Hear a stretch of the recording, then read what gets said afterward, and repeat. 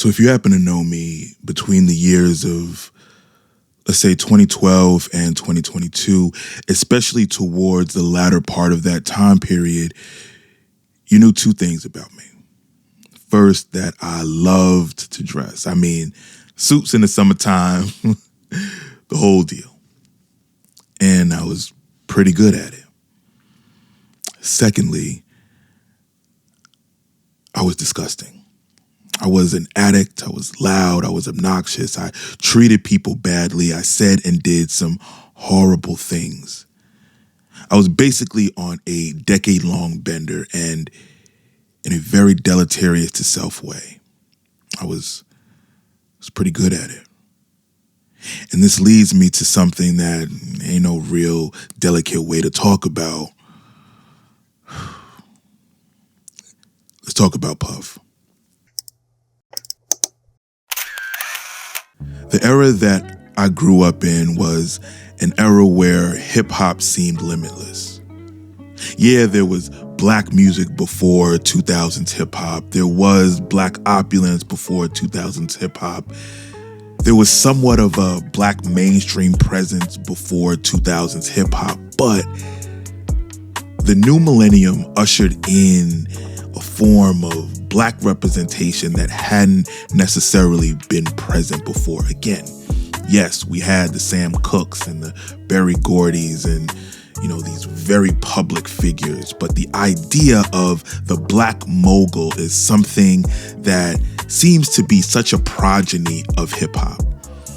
From clothing lines to restaurants to liquor brands to movie companies, it seemed like the early aughts were the emergence of the serial black entrepreneur, bomb avant rapper who was able to not only maneuver but control rooms where urban Americans were not often invited, outside of being waitstaff and concierge. Seeing this at that time in my life totally revolutionized what I thought was possible in life. Let me paint a picture for you. During this time, I had been transitioning from an all-black private school to a predominantly white independent school, right? A school whose cost was on par with the tuition at some colleges, by the way, just so that you know the type of environment that I was around.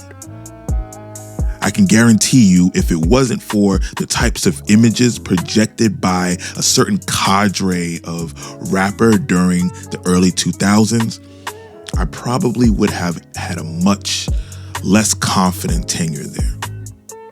I'm a kid at this point, and as with most kids, I got most of my world outlook from entertainers. And as with most urban youth, I got most of my world outlook from rappers. But the rappers that I particularly paid attention to weren't the normal rappers, right? They were more the guys with the suits making multi-million-dollar deals, showing up on The Fabulous Life of, the guys projecting levels of wealth that was pretty much unheard of in my generation outside of that. And I'll talk a little bit later about how detrimental this is, but the images that were projected allowed me to vicariously win with them, right? Step into their success and embody the type of confidence that they had, but in my life, though I didn't have anywhere near what they were able to attain, right? Don't get it twisted. The school tuition wasn't. Anyway, one of those guys we all know was one of the biggest of them all, and he was the epitome of flash and black opulence and us being boldly in places and neighborhoods where we weren't supposed to be, right? He was the American dream urbanized. No longer was the white picket fence enough. He made mansions the goal, and yachts and custom suits and fancy events, which at the time seemed amazing, the goal. Wait, I'm old enough to remember when MTV and other pubs like that would do whole stories, whole productions on his $1 million events. I actually remember seeing the Luck Be the Lady video he did for the first time, and it blew my mind. Seeing a group of well-dressed men having the time of their lives, living in this luxury, seemed like something that not only did I want, but I needed. And he was that. He embodied that imagery. It had to be sometime around senior year of college when I started to really engage in a lifestyle of partying on a consistent basis, right? I worked at this restaurant bowling alley during college, but for all intents and purposes, it functioned like any other service industry job. And one of the main tenets of most, if not all, service industry jobs is going out after work. And we hit it hard. I fell in love with it almost immediately, right? Staying out till 5, 6 in the morning, bartenders from multiple places knowing my name, meeting people every night, taking shots, talking crap. And oh boy, did I talk a lot of crap. And then the women, right? The women. I mean, I feel like the initial era of my partying was so dope to me that I kind of projected those feelings onto times that were to come that were much less fun. But for the moment, I was young, I was in New York City, and from 2012 to up until like 2019, it was nothing for me to throw on an amazing looking outfit, and after a few whiskey sodas and some extracurriculars, I felt like I was homeboy. Literally, everything felt like a music video, but I also will say that everything got darker as time went on. I was wilding out. I had no social filter. I felt more than justified for every single thing that I said and did. And trust me, I did some ridiculous things. I was argumentative. I was extremely arrogant. I was self-entitled. I didn't care about hurting other people's feelings, but I also felt so self-important that I thought that I was God's gift to the world, and that my way of thinking was the panacea for the missteps that I could clearly see and identify in everyone else, but that I couldn't see in myself. Man, I did so much damage to my body during that 10-year time that, quite frankly, I'm surprised that I have as much cognition that I do left. I engaged in all types of revelry and debauchery and just nastiness. The thing is, you couldn't tell me during that time that I wasn't living my best life. Check that. When I was substance-filled, you couldn't tell me anything. For the moments when I was coming down or had to endure being awake while sober, most of the time suffering through a hangover, to be quite honest with you, I felt the full weight of the loneliness and insecurity and self-judgment and incompassion to my peers and inferiority complexes that riddled me like bullets. I felt it all. I was in pain. With all of the people that I knew and all of the loud, shot-taking, rah-rah bravado and confidence, I was in pain. I remember there was a series of time where I would call people at 3 in the morning, because of course I'm still out, thinking maybe they are too, but inside it was me screaming for someone to come and talk to me. Be with me. Don't leave me out here in this vacuum of whateverness, because it's really painful. As a matter of fact, one of the last places that I called my hangout home was Franklin Ave in Brooklyn. One of the most vibrant and incredible areas in New York to me, right? Like, obviously, I don't miss the reality of what that was, but I can't lie, I miss the vibe so much. But even there, I remember staying out until 9, 10, 11 in the morning, calling out of work, binging entire 2-day stretches because I was afraid of going home, afraid of facing the pain of reality. I was afraid of facing the fact that I was alone. Even deeper, I allowed the partying and the cacophony of substances to destroy a relationship that offered me an out to my loneliness. Let me rephrase that for accountability purposes. I destroyed a relationship with someone who I probably loved the most outside of anyone of my family because I allowed substances and the party lifestyle to consume me. And when I lost that love, I went even deeper. I look back on that time and I don't know how I survived. And even more painful is that I cleaned up during 2020, right? We had to be in the house, so I cleaned up and saw how good life could be away from all of those vices, but the loneliness started to get to me. I started seeing all of what was going on outside and, let me be even more transparent.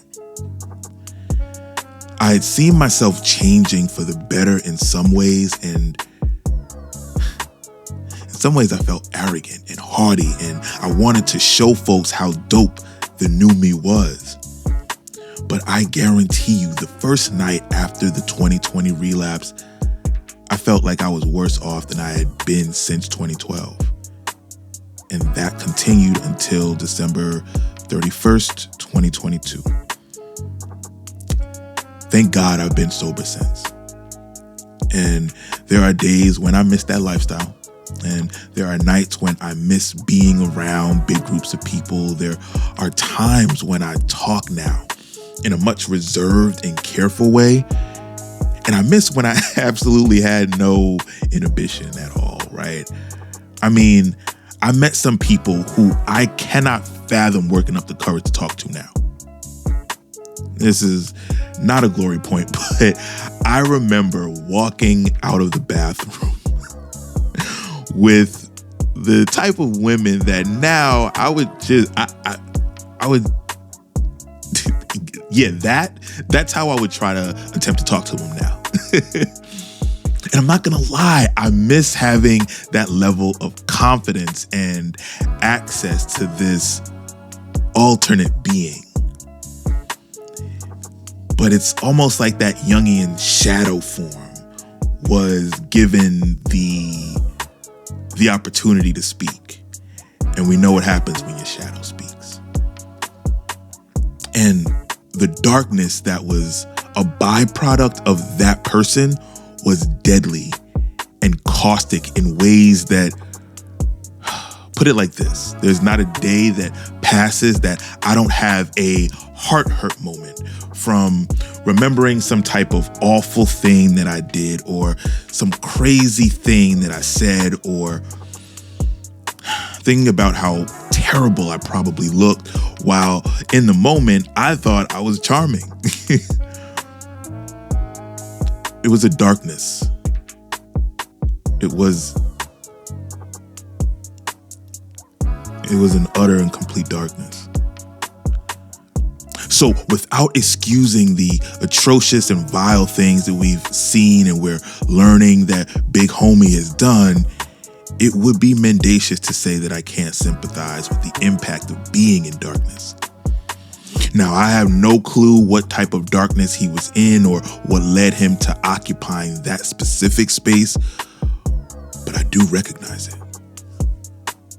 I recognize the bombastitude of someone who wants the loudness of his laughter to distract from the loudness of his tears.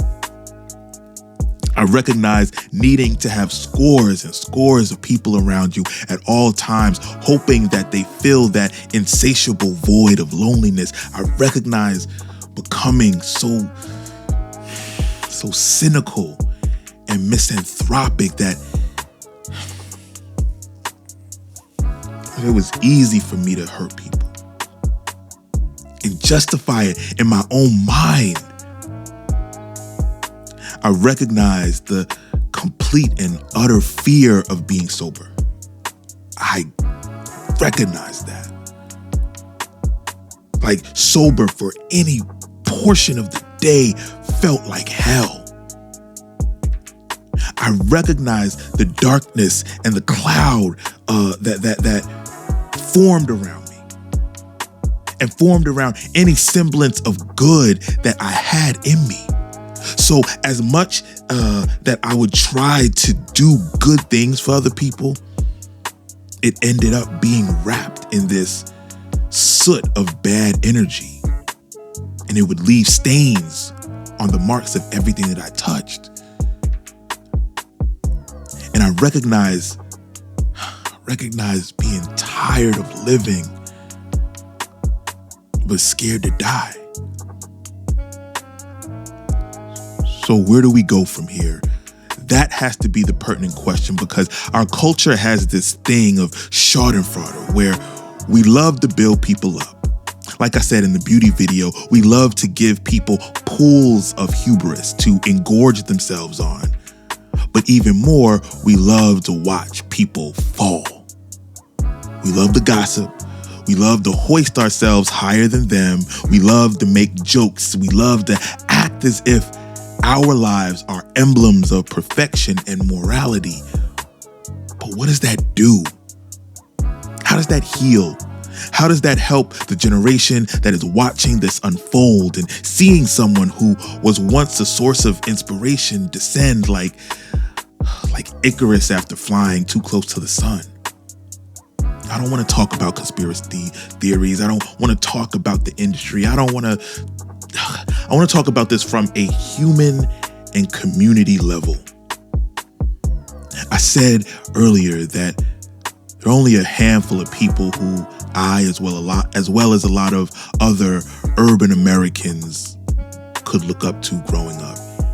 And every time one of those figures takes a very public hit or has a fall from grace, we tend to fight harder for them because, in essence, we're fighting for ourselves. For so long, we have lived vicariously through them that them falling feels like it's us who's hitting the ground. I don't know the answers. I mean, I would hope that we could start to cultivate role models who occupy spaces outside of entertainment, but those people have darkness as well. I would hope that we allow for grace and the possibility of redemption, but how do we reconcile that with the balance of necessary justice? I have a lot of people who even now still fume with disgust and rage whenever my name is invoked. You know who you are. I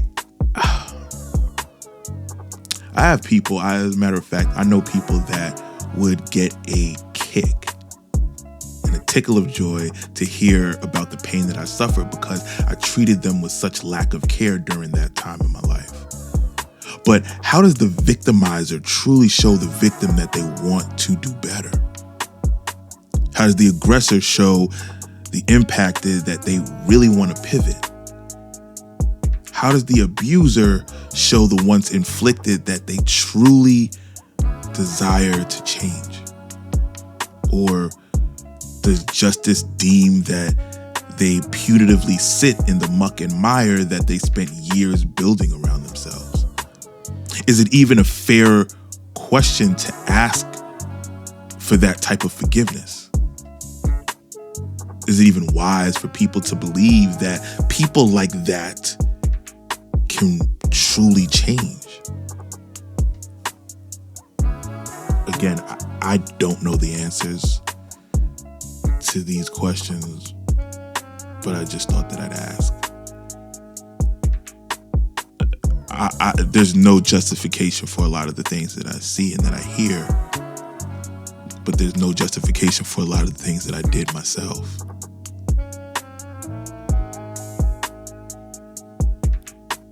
And it's painful to humble yourself and ask for forgiveness and present yourself as a person who is at least trying to reform. It takes a lot of humility to do that. It takes a lot of being beat down and a lot of self-recognition and a lot of facing the pain and the nastiness of who you were to admit to yourself and to other people, especially publicly, that you were messed up, that you were in pain, that you were hurting.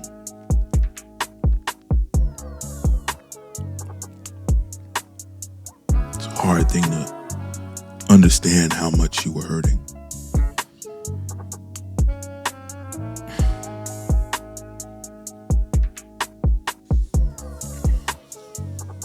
Anyway,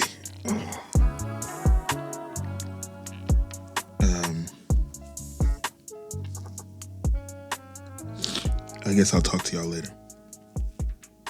Peace.